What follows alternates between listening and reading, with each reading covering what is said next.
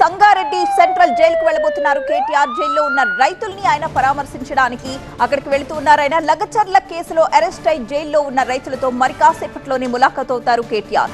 రైతుల్ని పరామర్శించి కొద్దిసేపు వాళ్లతో మాట్లాడబోతున్నారు. లగచర్లలో మరో 10 మందిని అదుపులోకి తీసుకున్నారు పోలీసులు. మరికొంతమంది కోసం ఇంకా 4 పోలీస్ బృందాలు గాలిస్తున్నాయి. ప్రస్తుతం లగచర్ల గ్రామం ప్రశాంతంగా ఉంది. ఇళ్లకు తాళాలు వేసుకుని కొంతమంది గ్రామస్తులైతే బయట ఊర్లకు వెళ్లిపోయారు.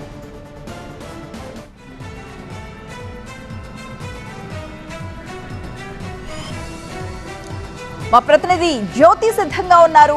జ్యోతి, ఎన్ని గంటలకి ములాఖత్కు వెళుతున్నారు? రైతులతో ములాఖత్కు కేటీఆర్ ఎన్ని గంటలకు వెళుతున్నారు?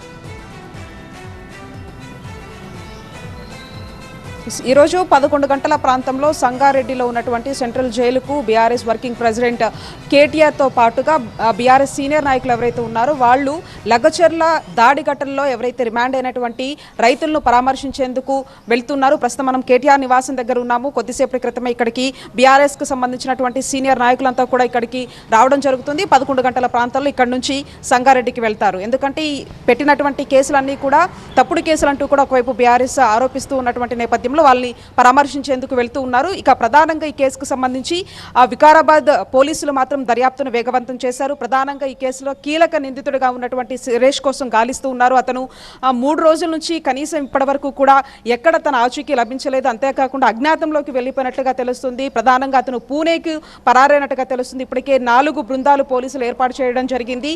అంతేకాకుండా ఇప్పటి వరకు ఈ సురేష్ గినక దొరికితే ఈ కేసులో అసలు సూత్రధారులు ఎవరు దీనికి కీలక వ్యక్తి అనేది మాత్రం తెలిసేటటువంటి అవకాశం మాత్రం చాలా స్పష్టంగా కనిపిస్తుంది.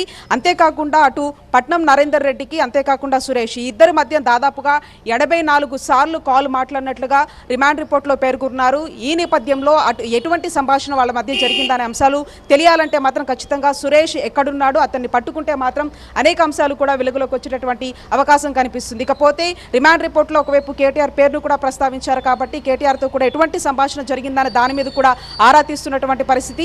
ఈ నేపథ్యంలో ఒకవైపు పట్నం నరేందర్ రెడ్డికి సంబంధించినటువంటి ఫోన్స్, కాల్ డేటా, అంతేకాకుండా వాయిస్కి సంబంధించినటువంటి ఆ మెసేజ్లన్నింటినీ కూడా పరిశీలిస్తూ ఉన్నారు. ప్రధానంగా సురేష్ కోసం గాలిస్తుంటే మరొక వైపు పట్నం నరేందర్ రెడ్డికి సంబంధించినటువంటి ఆ సంభాషణను కూడా ఒకవైపు పోలీసులు మొత్తం కూడా వివరాలు రాబడుతున్నటువంటి పరిస్థితిగా కనిపిస్తోంది. ఇకపోతే అడిషనల్ డీజీపీగా ఉన్నటువంటి మహేష్ భగవత్ కూడా ఈ యొక్క కమిటీ విచారణలో అనేక అంశాలను కూడా రాబడుతూ ఉన్నారు. దీనికి సంబంధించి పూర్తి స్థాయిలో కూడా అంటే సురేష్ దొరికితే కానీ దీని వెనుక ఉన్నటువంటి సూత్రధారులు ఎవరనే దానికి సంబంధించి బయటకు వచ్చేటటువంటి అవకాశం, అంతేకాకుండా రాజకీయ నాయకుల ప్రమేయం ఉందని చెప్పేసి పోలీసులు భావిస్తూ ఉన్నారు. కాబట్టి దీనికి సంబంధించినటువంటి పలు ఆధారాలను కూడా పోలీసులు సేకరించేటటువంటి పనిలో మాత్రం నిమగ్నమై ఉన్నారు. Right, thank you Jyothi.